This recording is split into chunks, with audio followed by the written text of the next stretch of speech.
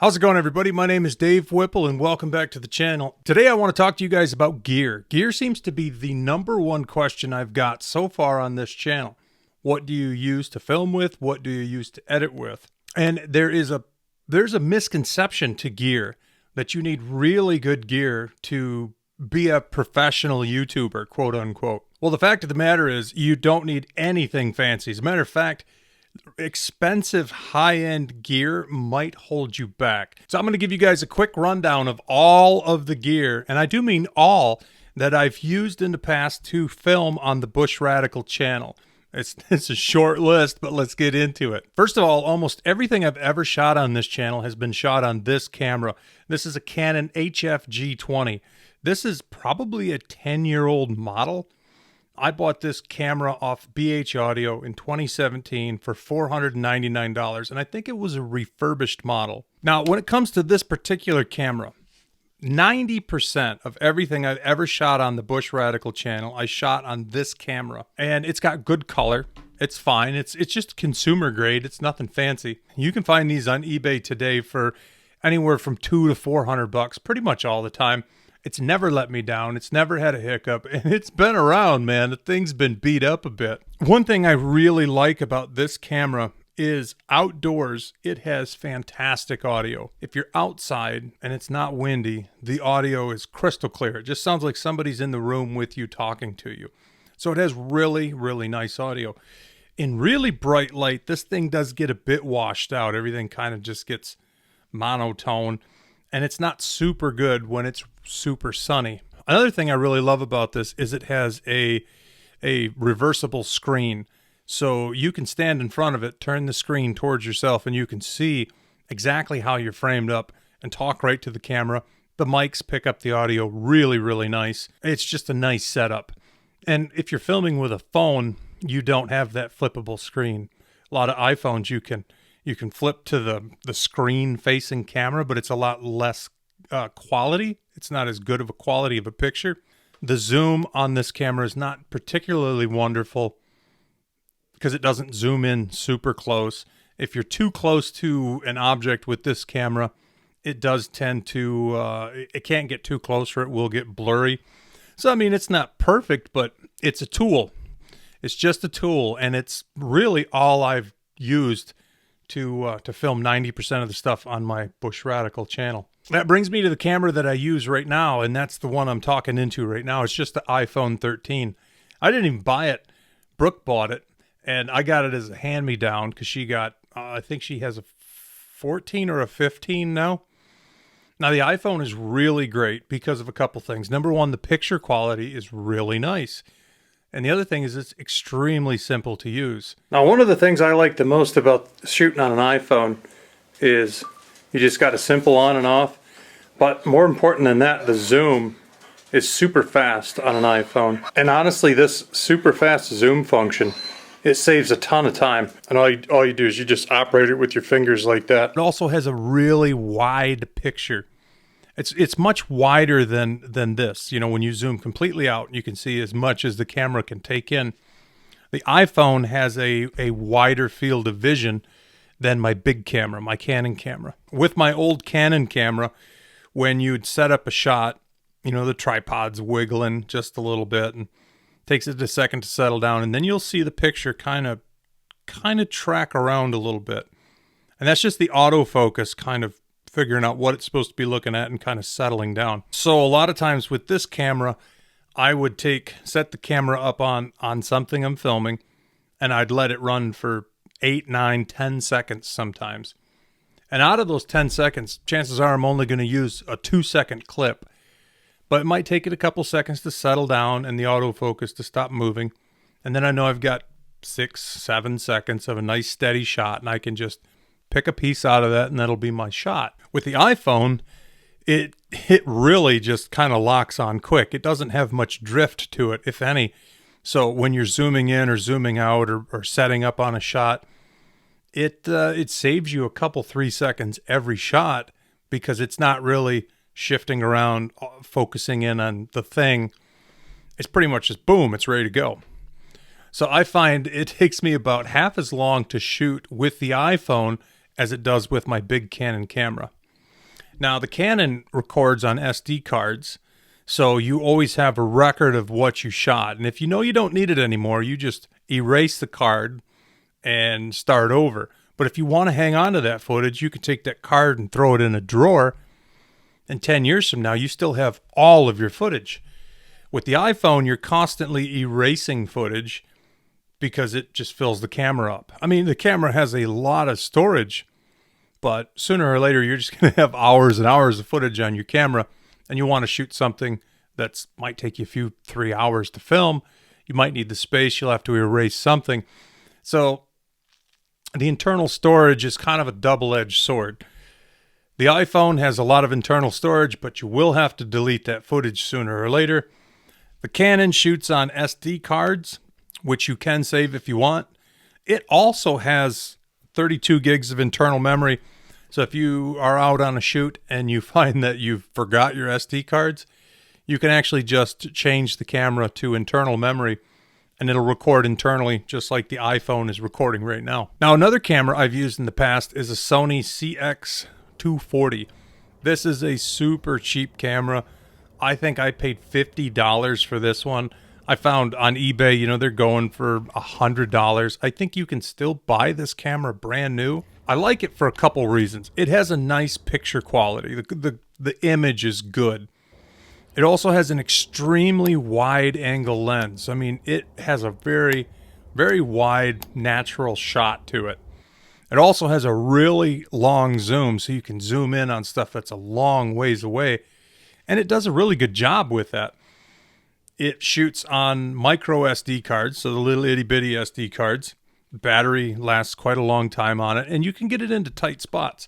Also, if you drop it out of a boat, you're out $100 at the most if you bought it used.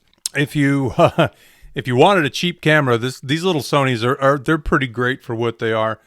One thing I will say about this is if you're filming something really, really quiet, I have shot film with one of these cameras, this one actually, and while I'm editing, if it's a really, really quiet passage, sometimes you can hear the camera running. It's like, just a really quiet sound of the actual guts of the camera functioning. So it's not a problem if you drop out the volume and do a voiceover or you have music or something else. But if you're super, super quiet, you can actually hear this camera run. Canon makes a waterproof little flip camera like this. I think it's called a W10. Same problem with that. The audio's not bad on this Sony. It's really not. It's not as good as the big Canon. But that little waterproof Canon W10 I mentioned, I had one of those for like a week, and it sucked. The audio was terrible. I mean, the benefit of it was you could use it underwater, but I never did. And to me, it was just a noisy, messy camera that I couldn't find a real use for it. Now, with the iPhone, I use one of these little universal cell phone clamps. It hangs onto the camera, and then it mounts to your tripod. They're like $6. I broke a few of these things in the past, so it's kind of a good idea to buy about 3 of them at a time. But again, they're dirt cheap. Another piece of gear I use all the time is one of these camera mounts. It's got a handle and it's got a set of feet. These things are $12. Buy them off eBay. These things are super beneficial because they give you a set of feet, so you can set the camera down in the mud and wet grass, wherever you want, and it gives the camera something to set on. It also gives you something to hang on to. So this is probably the best $10 you can possibly spend in camera gear if you're first starting out. Now, the last camera on the list is my GoPro. I have 2 GoPros. They're both the same thing, Hero 8 Black. And to be totally honest with you, I could have shot every video I've ever shot in my life with a GoPro. It has a decent zoom, has a very nice picture. The audio is okay. The drawback to a GoPro, in my opinion, is they're very cumbersome to use. You got to hold the button for a while to get them to turn on, and then it's a hard press to get them to start recording, hard press to get them to stop recording. If you want to zoom the picture in, you have to stop recording, go to the menu, select the zoom function, and then move the little zoom bar. So they're not super user-friendly, but they're great to get that difficult shot. They're also fairly waterproof, the newer ones. You can also get the little plastic case that you can stick the GoPro inside of to make them bulletproof as far as water is concerned. So you can use them, you know, underwater. You could use them at the beach, whatever. So a GoPro is super, super handy. It's got its applications. It's not a camera I would say that you need, but I would say it's a good camera to have around. To get a difficult shot. They're great on motorcycles. I've used mine to record some motorcycle trip footage. You just mount them to the handlebars and go. All the motorcycle channels that are on YouTube, they're all using GoPros all the time to get all their shots mostly. And it's definitely something to own. It's something to have because you'll find a use for it. If it's all you've got, it's really all that you need. But I would say it's going to save a lot of time and headache working with something that's a little more user-friendly. To go along with the GoPro, I love this little small rig clamp. This clamp is just the greatest clamp that I think's ever been made for a camera. It's got all kinds of power. It's all metal, and it can grab onto whatever you want to clamp it onto, and it holds almost as good as a set of vice grips. And the whole thing articulates based on this screw in the middle. Lock that screw down and it's rigid. Unlock that screw and it goes everywhere you need it to go. So it's super, super easy to adjust. Super easy to use. Very, very cheap. I think they're $10 a piece. I've seen them on eBay for less than that. And all you need is one. You're never going to break it. It's going to last you the rest of your life. It's just a pretty solid piece of gear. The tripod that I use is a Manfrotto Compact Advanced tripod. And that tripod, it's the tripod that the History Channel gives to all the contestants on a loan. It's a very basic tripod. It's super simple. They cost $40 used if you buy them off eBay. Buy one, take care of it. It's the only tripod you're ever going to need. They're very light. They get quite tall. I think I've got 3 of them. I at least have 2. And the idea of having 2 is sometimes if I'm on a shoot where it's really busy, I'll set one up at full height and I'll set another one up really small. So if I need low shots, I don't have to adjust all the legs. I can just switch the camera from one tripod to the other. That's not necessary. You only really need the one tripod. But if you have 2, you can get those high and low shots and save yourself quite a bit of time. If you're moving the camera a lot, which I recommend, it's always a good idea if you can, to have that extra tripod. It'll save you unsnapping all those stupid clamps at the legs and shortening the tripod and making it tall again. Just switch the camera. I mean, you could save an hour on a long shoot, a boring hour of adjusting the tripod just by having an extra. But that Compact Advanced Manfrotto, cheap, super reliable. It's just a good all-around tripod. But I will say this. Considering all of this gear, the little feet, that is non-negotiable. These feet handle setups, if you're shopping for gear tomorrow and you don't already have one of these things, buy one of these things first. They're $10-12 and they're worth their weight in gold. I probably have 4 of them laying around. In case I bust one, I've got an extra handy one. You only need one if you take care of it, you know. Same thing with the small rig clamp. If you're going to be using a GoPro, buy a small rig clamp. You won't regret it. It's the best clamp I've found. And aside from those 3 things that you really need, you need a tripod. If you got a GoPro, you need a clamp. And if whatever camera you got, you should have one of these guys. You're talking that's a $50 bill if you buy right. 30 on the tripod, 10 on the clamp, 10 on the handle foot setup thing.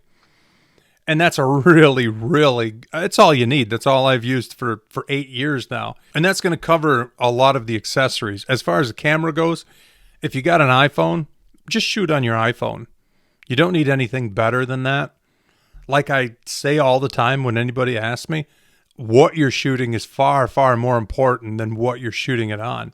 Just think about music. If you gave $100 guitar to Vince Gill, it's going to sound like $1 million.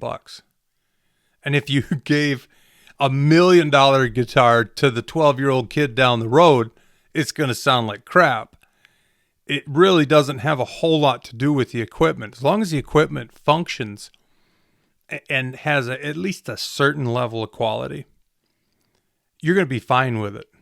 iPhones, GoPros, camcorders, all of those will work just as good as the next one. Some of them, there's a little give and take. The iPhone doesn't have a flip screen. I like that on the big camera.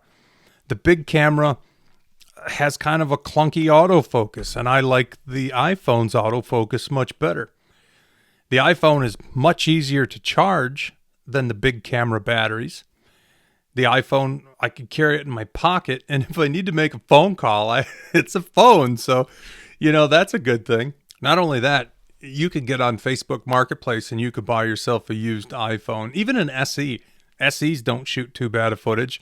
As long as you're not leaning really heavy on the audio that the phone captures, it's going to be just fine.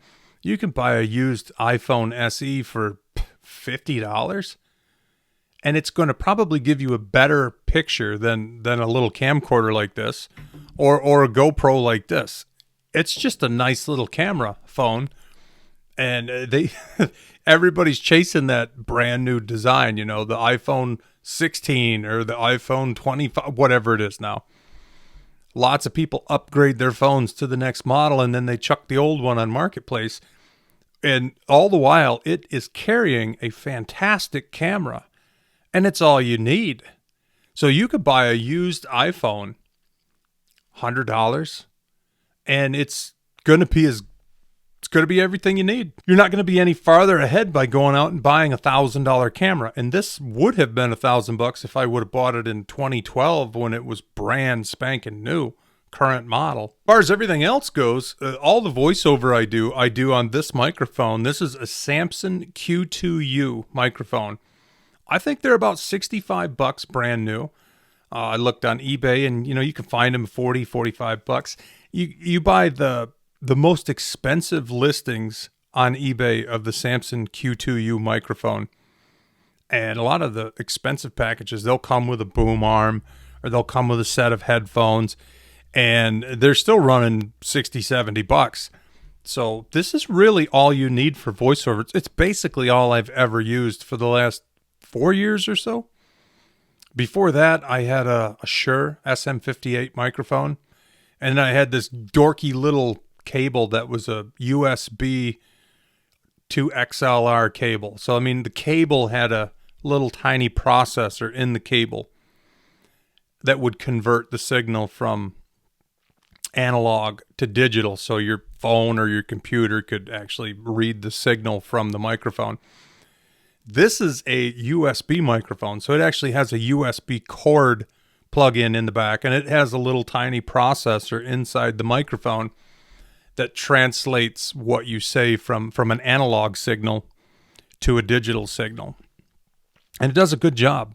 You can spend astronomical money on microphones. The other day I was watching, I saw a clip of the Ben Shapiro show. He's a political commentator, and he was speaking into Neumann U87, I believe. That's like a $3,500 microphone. Granted, it sounds great, but it's not necessarily any better sounding than a $100 microphone. And this isn't even a $100 microphone. On this channel, this boom stand it's also a Samson brand boom stand, and I think it cost $60. And I bought two of them thinking at some point I'd maybe do interviews with somebody and I could have two boom stands, but it's worked out perfect for this channel. I throw the microphone into it. I plug the microphone through a USB cord right into the iPhone, and the iPhone is hanging on the window with one of these style clamps. And for light, I have a lamp in the back. I've got the overhead light in this room, which is the light in the ceiling, and I'm facing a window. So I have nothing for a light kit whatsoever.